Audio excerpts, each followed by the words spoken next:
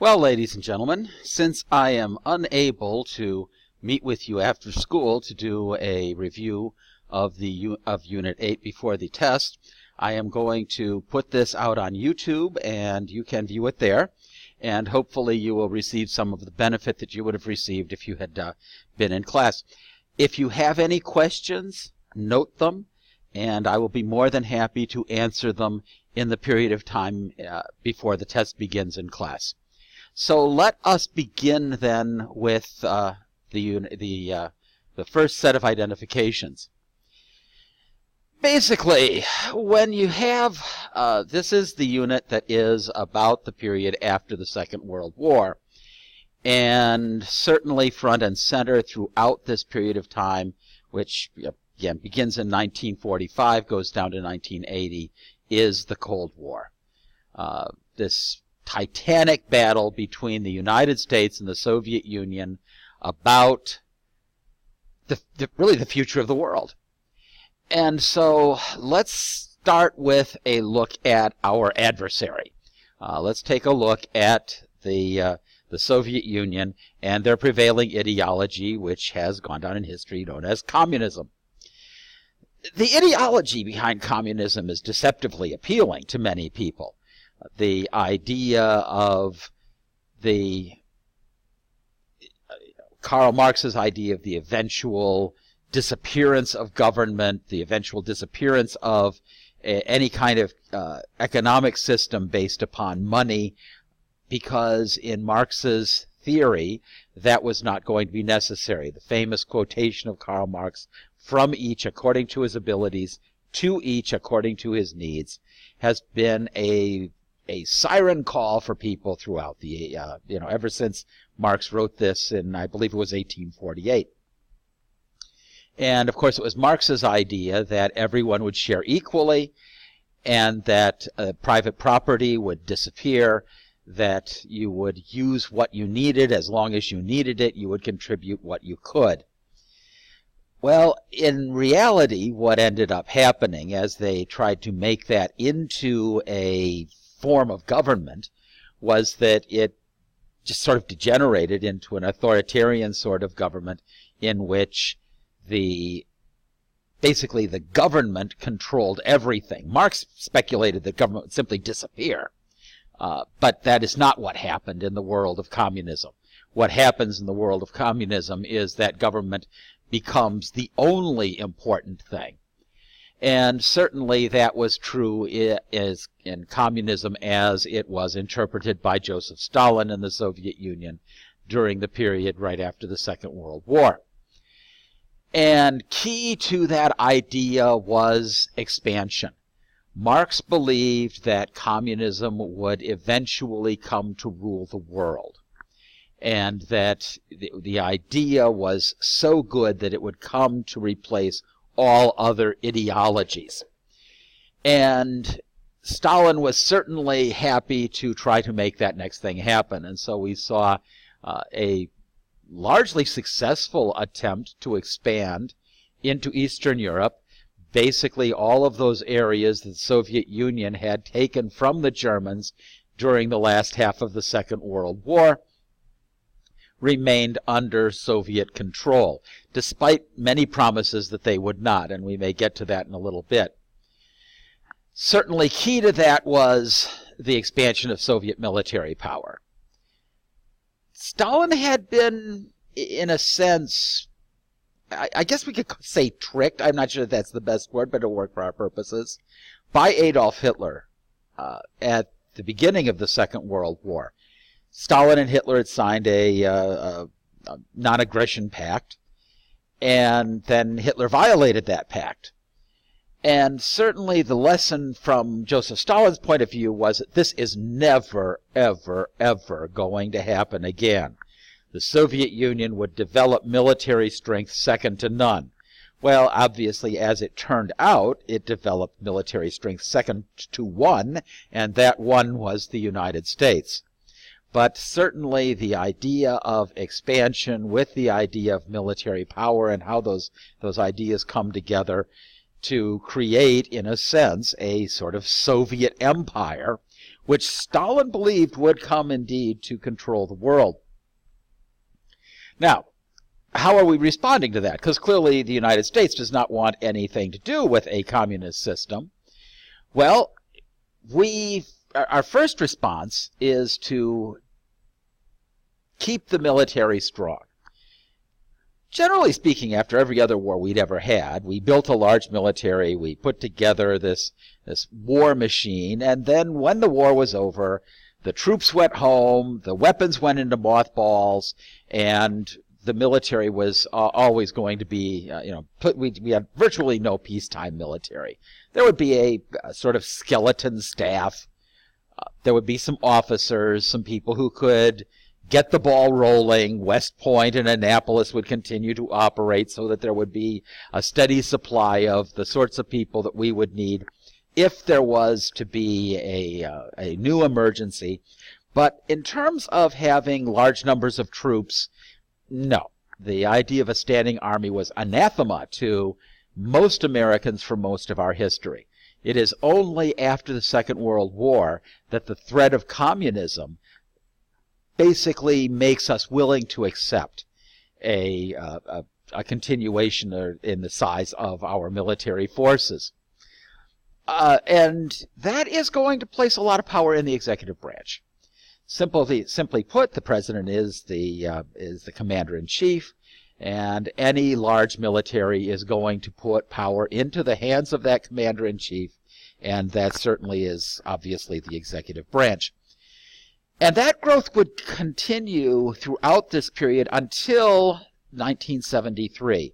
And we're getting a little bit ahead of our story, but this is the proper place to stick in the reaction against the consolidation of power in the executive branch, sort of a hiccup called the War Powers Act.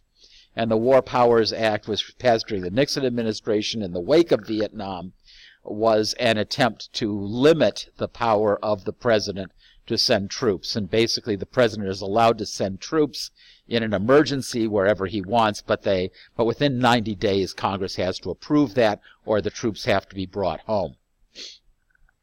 And there's a continuing argument over whether that's constitutional or not. The Supreme Court has never had an opportunity to weigh in on the issue. So basically, every president has said that it's unconstitutional, but so far it has been followed, and apparently now it has quite, obviously about 50 or so years of precedent behind it. Okay, well, back to the 40s. So coming out of the Truman administration, if you had to put one word on our foreign policy during the period from basically about 1947, let's say, until the Soviet Union falls apart in 1991, that word would be containment. The idea that we had literally no choice but to accept the fact that communism had expanded into Western Europe, and there was just no way to keep that from happening. Communism would expand into China in 1949. There was no way to keep that from happening. And so basically accept the gains that the Soviet Union had made, but work very hard to try to keep that from happening again. And that has a number of aspects. And certainly one of those aspects is a race to build bigger and better nuclear arms. The atom bomb of the end of World War II develops into the hydrogen bomb, develops into warheads on intercontinental ballistic missiles, and so on and so on and so on. And that is viewed from the United States point of view as absolutely essential. And that then, as that grows, there begins to be a reaction against it. And that reaction is probably best summed up in the phrase military-industrial complex. Now that phrase has an interesting history, because that goes back to the person who coined the phrase was Dwight D. Eisenhower, who of course was our general, basically the man who defeated Hitler in the Second World War. And then that made him sufficiently famous that he was elected president in 1952 and would serve until January of 1961. And in his farewell address, this speech that he gave to the nation At the end of his presidency, he coined the term military-industrial complex because in his perception, and this was the perception of a military man, which is really rather interesting, in his perception, there was a sort of a, if you will, a conspiracy is probably too strong a term, but we'll use it right now, between the military and the suppliers of the military to, the military would demand ever bigger and bigger and obviously more expensive weapons, and then there would be the companies that would supply those weapons or provide systems that were used in those weapons would then advertise in favor of the military's point of view on these things, and you'd have a forever an escalating military. And Eisenhower saw that as a problem, and certainly other people have too. But that's where that phrase military-industrial complex comes from. Now, certainly there are some hot spots on the way to containment. Containment was not always successful. We had a huge failure when the communists took over China in 1949, as I said earlier. We were not going to repeat that failure. And so when the North Koreans and the communist North Koreans invaded non-communist South Korea in 1950, we were going to respond militarily, and we did under the auspices of the United Nations, and we were basically able to fight the the North Koreans to a standstill, a stalemate, so that basically the border that exists today is not exactly the border of 1950, but it's pretty darn close. We would be much less successful in Vietnam. Vietnam was a much, much longer conflict. It was a disaster for the United States militarily. President Johnson tried to do containment on the cheap by spending as little money and sending as few forces as he thought could get the job done. When he turned out to be wrong, that number, that amount of everything escalated over time. And as it escalated, as the war became more expensive, both in terms of money and lives, it became less and less and less popular, and the effect of that lack of popularity was disastrous. We're also supporting anti-communist governments in Latin America. In many cases, really not much more than right-wing dictators. I guess it's sort of that, he's an awful man, but he's our awful man. The idea that it was, we were quite willing to support a dictator in Latin America as long as he was an anti-communist dictator. And there you have it. We also created a couple of organizations to provide what was called collective security. In other words, the idea that if we were attacked, we would have allies that would come to our defense, or really more especially, if one of our allies would be attacked, we would come to their defense. The most important and far the longest lasting of the two is NATO. It still exists. It has, and it basically is us and our European allies. Much less successful, much less long-lasting was SEATO, the Southeast Asia Treaty Organization, which was basically the United States and our Pacific allies. It does no longer exist. I guess it's really sort of a casualty, if you will, of Vietnam. Now, we're also going to use the one thing, you're using the military. There's always going to be a question, because when you have the military, you could possibly lose. No matter how well stacked things are in your favor, as we proved in Vietnam, we were much better equipped than our North Vietnamese adversaries, but they still ended up winning the war. The one thing that we had that was insurmountable at the end of the Second World War was cash. C-A-S-H, cash. And we were going to use that cash, in particular, to try to prevent communism from spreading any further in Europe. And certainly the Marshall Plan is a great example of that. Now, we did offer Marshall Plan aid to communist countries probably knowing that they were not going to take it. It would have been a huge black eye on their part to have accepted this money from the capitalist running dogs of the United States. However, the Marshall Plan was tremendously successful, and it did largely rebuild Europe at the end of the Second World War. A much, much smaller part of that process, really limited to a little bit less than a year, was the Berlin airlift. Berlin was a sort of capitalist island in the midst of Soviet East Germany. The East Germans tried to wall it, well, they eventually did wall it off, but they tried to isolate it in hopes that we would have no choice but to allow the Soviet Union simply to take it over. We decided that this was where, if containment meant anything, it meant that we were going to hang on to this chunk of Berlin, and we provided 24-hour-a-day air flights to bring supplies into this besieged area of Berlin to prevent it from having to fall to the Soviet Union. And eventually the Soviet Union blinked, and that area remained free, so that's something of a victory for us. Again, going way forward, but again related to the idea of the Cold War, is a Nixon-era word, and that word is détente. It's a French word that basically means a lessening of tensions.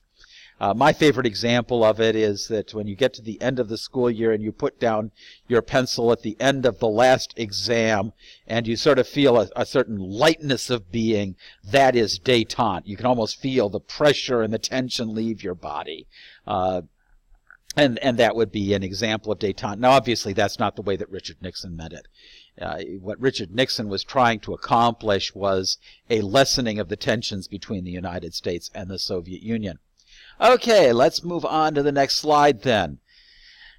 In the midst of this, and the world largely gets divided between the Soviet Union and its allies and the United States and our allies, and then there were those nations that tried to not be a part of either camp. And we called them non-aligned nations. Probably the biggest and most important one was India. Within these countries, there were active nationalist movements that did not want to, as it were, kowtow to either the Soviet Union or to the United States. They wanted to be able to run their own affairs. Many of these countries were countries that had been part of other nations' empires, and as they gain their independence, they don't want to become dependent upon yet another power. And so that process was called decolonization, and it was happening very quickly through most of Africa, much of Asia, during the period right after the Second World War. Generally speaking, most of the nations that had had empires up through the Second World War were no longer able to economically support those empires, and many nations were given their independence during the roughly 15-year period of time after the end of the Second World War. Among those areas was the Middle East, or what we in the United States call the Middle East. In 1948, it had been largely run by the British after the First World War. They had a mandate to run this part of the world. And so in 1948, then, it was partitioned. And the new country of Israel, which was to be a homeland for Jewish people in the wake of the Holocaust, was created. But you also had the creation of Jordan, of Iran, of Iraq. Now, these were places where obviously cultures had existed there since, many thousands of years. But what you saw was the creation of official nations. Up through the end of the Second World War, these were sort of semi-nomadic peoples that, like as the name implies, moved around a good bit. And so there never really had been hard and fast borders. Those come to exist because of this partition in 1948, excuse me. In that context, the United States is overwhelmingly pro-Israeli, And in fact, without the military support of the United States, Israel would have had an existence about a week and a half, basically. Our support of the Israelis always angered Israel's Arab neighbors, who somewhat resented, in many cases, the fact that Israel existed. And it was sort of a continuing irritant from the time of the creation of Israel in 1948. In 1973, they actually started trying to do something about it. There was a short war between Israel and some of its Arabic neighbors. In 1973, we supported Israel as we had historically. Finally, the Arabs decided that they had had enough of this nonsense, at least nonsense from their point of view, and they decided to take their vengeance on the United States by stopping supplies of oil that came into the United States from those Arabic countries. While this was certainly not the majority of our oil, it was a substantial part, and that caused a rise in the price of all oil products, including gasoline, including home heating oil, and so on, which did have some incredible shockwaves through the economy of the United States, as I suspect we will get to later. Okay, back again to the 1940s. A second reaction to communism was something called the Second Red Scare. You may remember there was something that we called the Red Scare that happened in the United States in the period right after World War I. The Second Red Scare comes fairly shortly after World War II. And it basically is a search for communists within America. And if you will, sort of the opening salvo happened in a case concerning a very high State Department official by the name of Alger Hiss, who was accused of being a communist. He denied it. There was a sort of confrontation, if you will, in the halls of the House of Representatives, and basically House of Representatives set up a committee, the House Un-American Affairs Committee, and Hiss was accused of being a communist by a fairly well-placed man named Whittaker Chambers, who was a senior editor for Time magazine, but who in his youth had been a communist, and he accused Hiss of being a communist and basically saying, I worked with Hiss. And for a long time, it was kind of a he said situation, kind of going back and forth. Hiss insisting that he'd never seen Chambers, didn't know him, and Chambers saying, yes, you did. And eventually, Chambers was able to prove that. Hiss was convicted of perjury and went to jail for a few years. The second case was much more drastic, perhaps if its individuals were less important. Julius and Ethel Rosenberg were a couple from Brooklyn, New York, who were accused of basically getting the secrets of the atomic bomb to the Soviet Union. They probably did not do that. They were spies. There's no question about that. That has pretty much been proven. But frankly, they did not have access to the secret of the atomic bomb. But that's what they were accused of. They were convicted of that, and they were executed. And that then sets the scene for Joseph McCarthy. Now, Joseph McCarthy was not actively involved in either the Hiss case or the Rosenberg case, but he's a relatively young senator from the state of Wisconsin. And he's going to swoop in and use this anti-communist crusade as a way to make a name for himself. And so he had a series of hearings that went on through the early 1950s. And first he's investigating the activities of the State Department, doesn't get very far with that. Then he moves on to investigate the activities of Hollywood, and he does draw a little blood there. And then eventually went on to a series of hearings where he's looking for communists in the United States Army, and that's where his career is going to come to an end, because by this time Dwight D. Eisenhower as President of the United States, and he bitterly resents the idea that there had been secret communists in the army, which of course he had played a huge part in running during the period of time before he became president, and of course continued to be commander-in-chief after his presidency began. And so Eisenhower started working behind the scenes to bring McCarthy down. That eventually was successful. McCarthy was censured, officially criticized by the Senate in 1954, and eventually passed away in 1957. Okay, on to much happier things. The 1950s, and of course by the 1950s we mean a fairly long period between the end of the Second World War and say 1963, was a time of immense economic growth.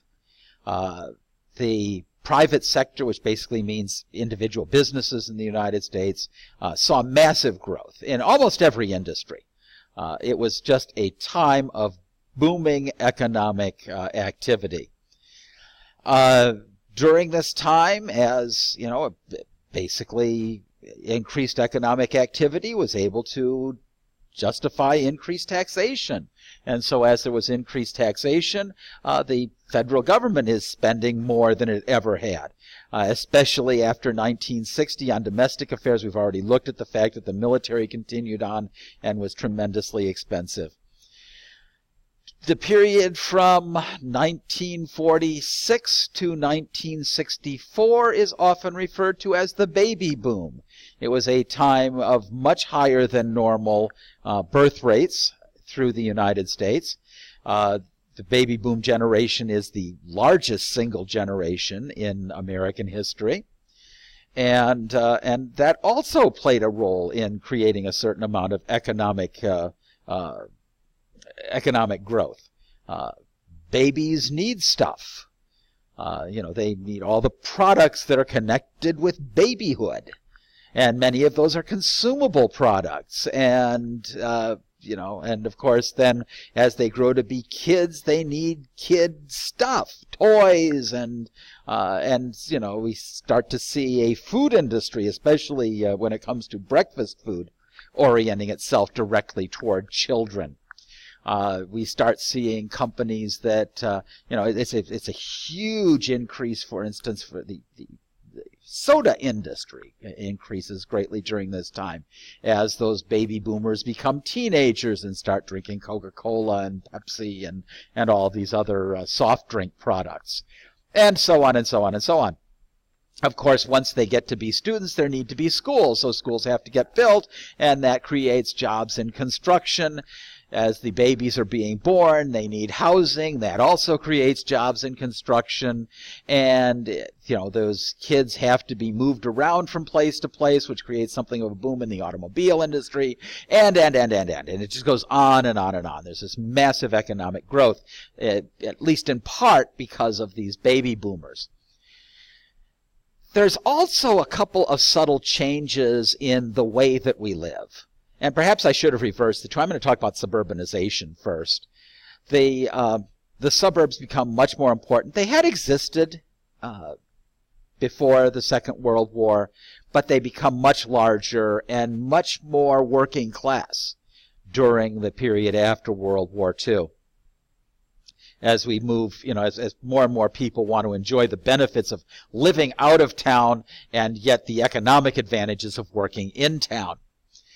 And so we get commuters and so on. And that, of course, also increases the importance of the automobile industry. We also begin to see, although it happens somewhat later, a shift to the south and to the west.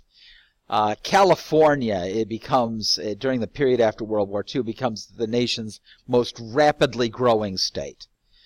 It's depicted as this kind of, sun-kissed wonderland as people are starting to move south and west. There you also see a similar, although not as dramatic, growth pattern in places like Miami, Fort Lauderdale, some of the largest cities in Florida.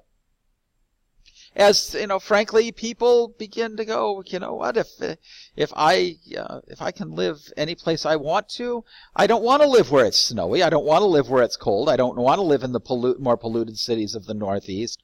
I'm going to move south and west and through land of sunshine and so on.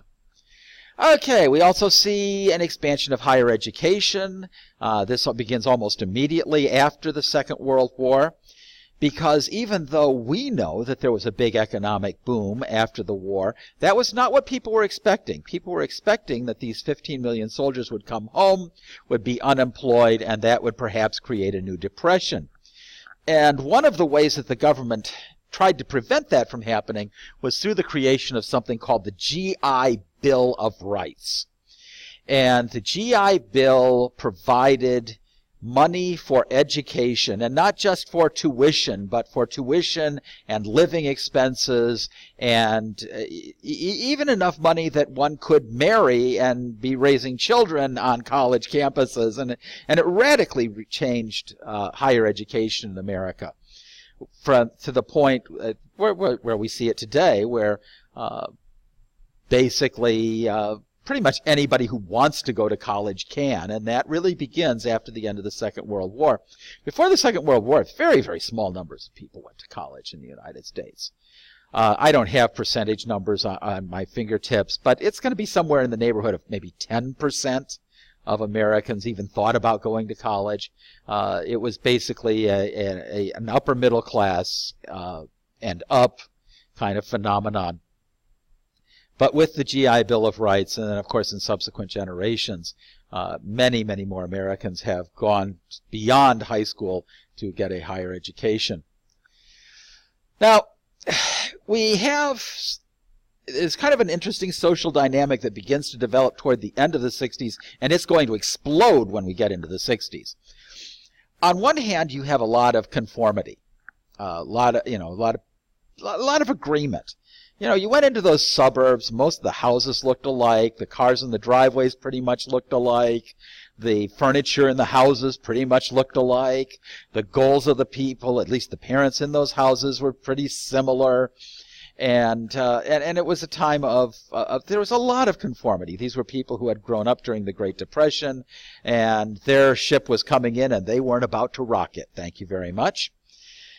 But their children had different ideas, and so we start to see in the late 50s, with the coming of something called the Beatnik movement, that is going to expand and get enmeshed with the anti-war movement in Vietnam, and you're going to start to see the hippies in the late 1960s, and a sort of a sense that nonconformity was cool, and so this counterculture is born, in which there's a great deal of antipathy to the square culture. Square was a term that came into rapid use during the 1960s. It was the nonconformist way of describing the conformists. If being a nonconformist was hip and cool, being a conformist was square.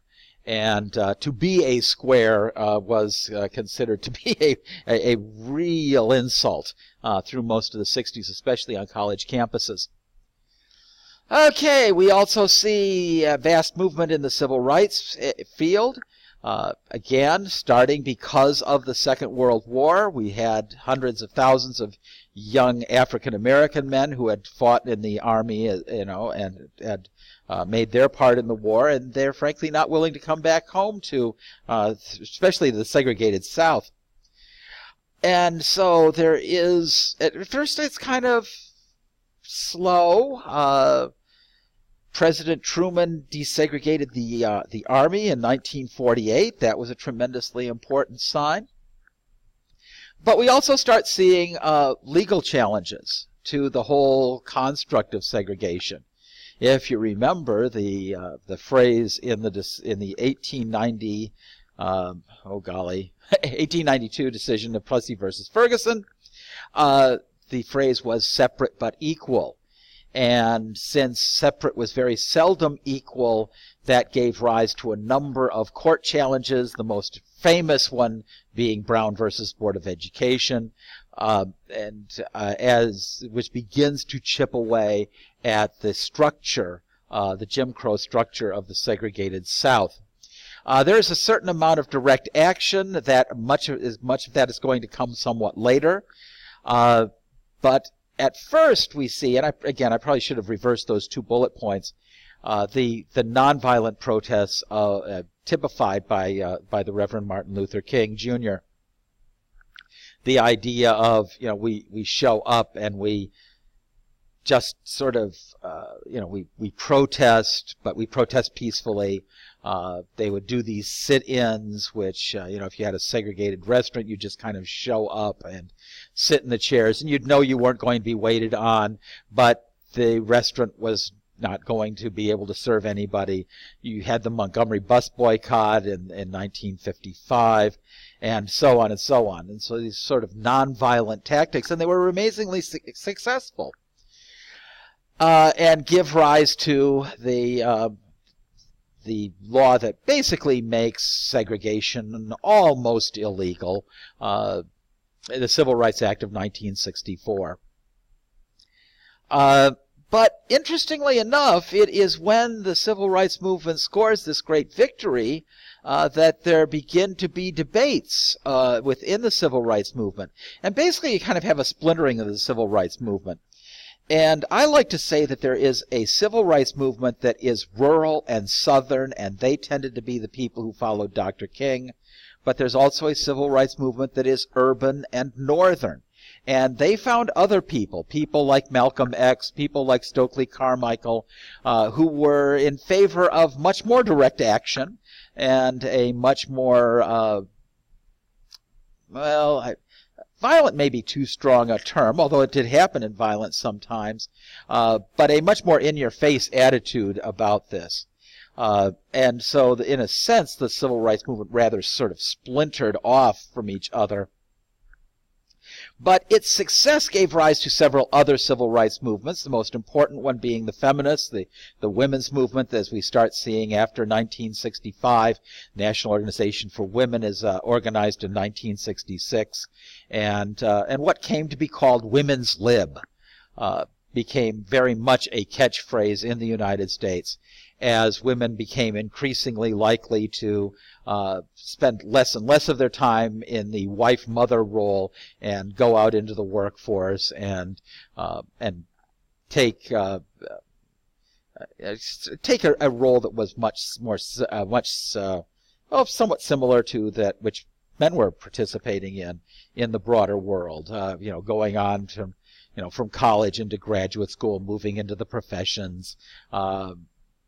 Working class women actually taking jobs of their own that were not totally dissimilar to the jobs of their husbands. We also saw the Native Americans begin to actively campaign against the kind of discrimination that they had been facing really since the Dawes Act in the 1880s. You began to see Latinos, primarily but not exclusively Mexicans, in places like Texas and California, who tended to be rather poorly treated, and they create their sort of liberation movement. And of course, in a much more modern period of time, although it does have roots that go back into this period, you see the beginnings of the homosexual movement. But they're all borrowing tactics from the civil rights movement. That the civil rights movement, in the minds of most of these people, showed the way to success, and you're going to see reflections of the tactics of the civil rights the civil rights movement in these other movements that come along in the 1960s and 1970s. At this time, there's also this is aided by a number of Supreme Court decisions. And we went down through them in quite a lot of detail, so I want to refer you to the paper that we did on the sort of the legal revolution of the 1960s, under the auspices of Supreme Court Chief Justice Earl Warren. And I'm sure that in your textbook or in the review text, you'll find other lists of those cases. But if you happen to have your work with you, I'd take a long look at those individual cases. I don't want to spend the time here to discuss all of them. It took us a period, but just look over that list. We also begin to see an increased interest in the environment, pollution. One of the byproducts of this economic boom of the 1940s into the 50s was a rather startling increase in the amount of air and water pollution. You had increased industrial activity, and the less desirable aspects of that became more and more obvious. And increasingly, we start to see after the middle of the 1960s, and certainly increasing in a big way in the 1970s, we see the coming of the Environmental Protection Agency, for instance, in either 70 or 71. I've forgotten now exactly which one, but right about that time. And the federal government weighing in and actually creating laws that deal with environment as something much bigger than just providing places for people to go on vacation. There had always been a conservation movement, that going back to Theodore Roosevelt, but the environmental movement is certainly including this old conservation movement, but it's much, much bigger. We also begin to see, as we get into the later 1960s, a great deal of urban unrest. We start seeing, we see riots in Los Angeles in 1965, riots in Detroit in 1967, massive numbers of riots happening in the wake of the assassination of Dr. Martin Luther King in April of 1968. We just celebrated the 50th anniversary of that event. And that urban unrest continued unabated for a very long period of time. Okay, we're bringing it in for a landing here, folks. We start to see, because of all of these events, we start to see a shift in political ideology. The high point of liberalism, or progressivism, if you want to use that term, as it had existed and developed since really Theodore Roosevelt coming down through Lyndon Johnson, is the Great Society. It's this series of anti-poverty and civil rights programs that were tremendously important.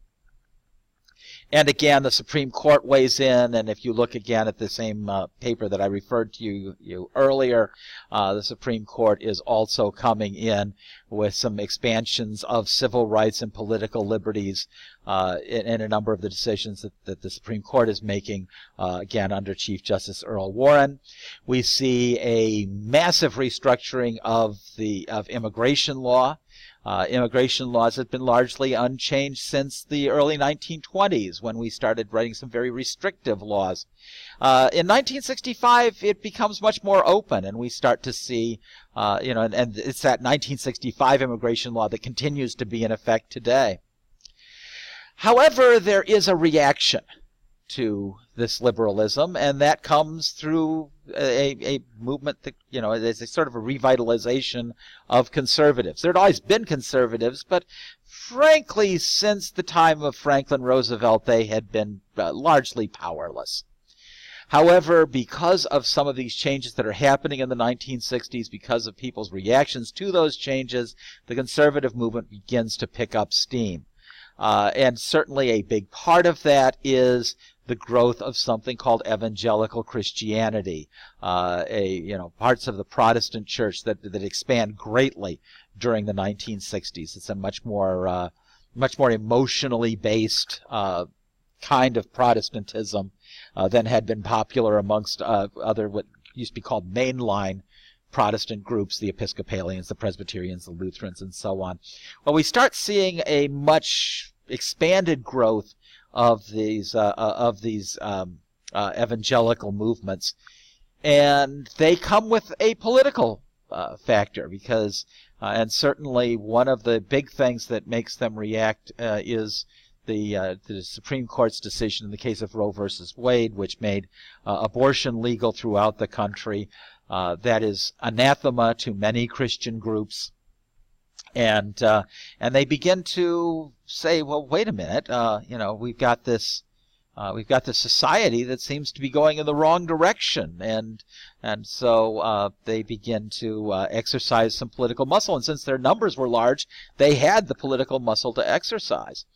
And so this new conservative movement, and there are other groups in this new conservative movement, but evangelical Christianity was the one that was growing the fastest. So what do they want? Well, they want to limit the role of the federal government, because it appeared to many that the federal government was becoming instead of protecting our rights, was becoming more restrictive of those rights. They also wanted more assertive foreign policies. In other words, the old anti-communists are also part of this new conservative movement. And then there's a reaction to the reaction, interestingly enough. So you kind of have the progressives and then the conservatives are the reaction to that. The reaction to the conservatives came to be called the New Left. And again, something that is very much still with us today. These people that are asserting that liberal government programs did too little to fix the real problems of society. And again, this leftist political movement still very, very much with us today. So they're battling it out. And they're battling it out over social and cultural issues, things like marriage and divorce law, the role of schools in the raising of our children, laws about free expression.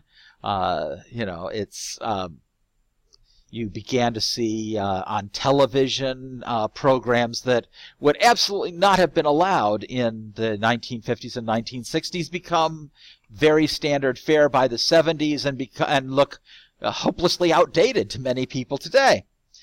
How much power should the government have? How high should taxes be? What should the government do? Are there things that the government is doing now that it should stop doing? And that becomes a sort of battleground between the conservatives and the left. The whole issue of race, which is just as divisive now as it's ever been, and all you need to do is look about you to see how that is a background or a battleground of these political this political ideology, and movements for greater rights of various sorts. Okay, the last topic is really perhaps the most difficult to talk about. It's this concept of mass culture. And mass culture is basically kind of everything put together. It's the music you listen to, it's the movies you watch, it's the television shows you see, it's the development of as we get to the end of this period, we start seeing the computers beginning to come on, although that's going to really be a much bigger factor in the last unit, which will get us down to the present day. But basically, you see, because of increased communications, because of the effect of, first radio and then television, that basically, you started seeing great changes in how different generations of people were actually living their lives and what they were watching and what they found entertaining and what they were, how they were actually living with each other and so on and so on. And so that's a huge topic. But basically, if you want to look at how mass culture has changed, go on the internet and look at a couple episodes of a situation comedy from the 1950s and compare it with what you might see on television today, and you'll see the changes in mass culture.